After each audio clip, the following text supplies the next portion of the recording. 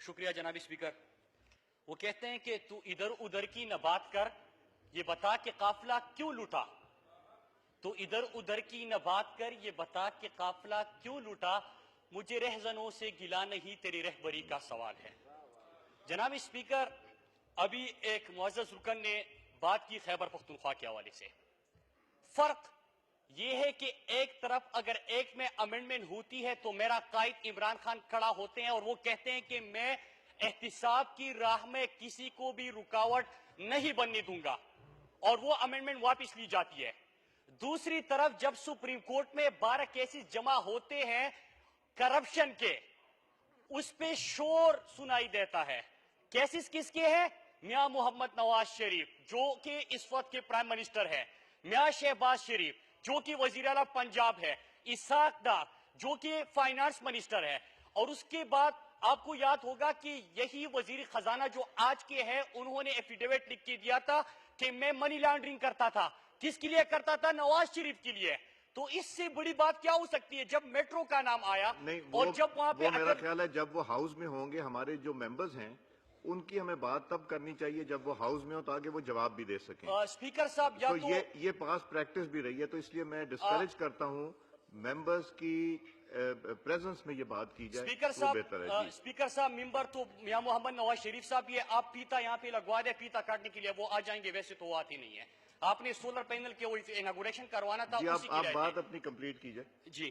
तो वो तो आती नहीं है। Please you can not name any member नहीं, जब not present who can not उसका जवाब ना डिफेंड ना कर सके अपने आप। मुल्क का प्राइम मिनिस्टर है, आती नहीं है तो मैं उसका नाम ना लूं। मैं नहीं अच्छा, नामालूम वजीर आज़म डार साहब तो ये बात यहाँ क्लियर भी कर चुके हैं। ठीक है, नामालूम वजीर आज़म साहब, मैं उनकी बात करूंगा कि जब मेट्रो का नाम आया, जब नंदीपुर 22 बिलियन से 58 बिलियन तक क्यों पहुंच गया, जब कायद आज़म सोलर पार्क का नाम आया, जब वहां पे अटॉर्नी जनरल पंजाब ने अपने ऑडिट रिपोर्ट में करप्शन के बहुत सारे केसेस के ऊपर बात की, जब ऑडिटर जनरल ऑफ पाकिस्तान ने 980 बिलियन से वाटर एंड पावर मिनिस्ट्री में करप्शन का जिक्र किया, जब ये बहुत सारे केसेस आए तो हमारे प्राइम मिनिस्टर साहब फिर गुस्सा होते हैं, धमकियां देते हैं। किसको? नेब को। तो मेरे ख्याल से अगर आपने एहतिसाब करना और आप एहतिसाब में इतने सिंसियर है तो आपको आगाज करना चाहिए। और तहरीक इंसाफ तो बनी इसी बुनियाद पे है। हमारा तो नजरिया ये है कि इंसाफ होना चाहिए। एक काम कर देते हैं स्पीकर साहब, आसानी पैदा कर देते हैं, आज यहां से पूरा हाउस इस बात पे इत्तिफाक कर दे कि अभी तक पाकिस्तान के पार्लियामेंट में इस वक्त जितने मेंबर है, उनके इससे पहले असासी कितने थे, उनको तनख्वाहें कितनी मिली, 5 साल में उनकी आमदन कितनी हुई, आज वो कहां तक पहुंच गए। एहतिसाब हो जाएगा।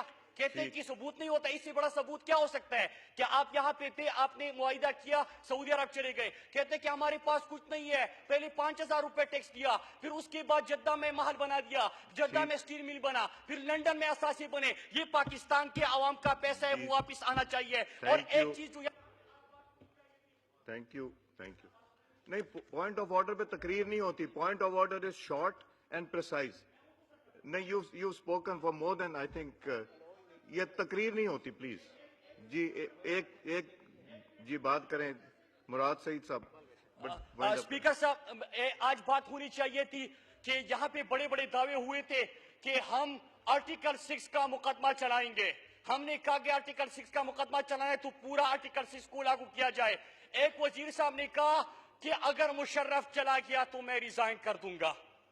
वो वजीर साहब मेरे ख्याल से यहाँ पे है, वो वादे कहा कि उस वक्त के अपोजिशन लीडर ने खड़े होकर कहा था कि अगर एक मुशर्रफ का ट्रायल होता तो फिर पाकिस्तान में कभी भी मार्शल लॉ न लगता। एक रेलवे वजीर बाहर खड़े होकर अपने मुल्की इदारों को टारगेट करते और कहते कि मर्द के बच्चे बने। आज मैं सवाल करता हूं क्या ठीक जी, तलाल चौधरी साहब जी, मैं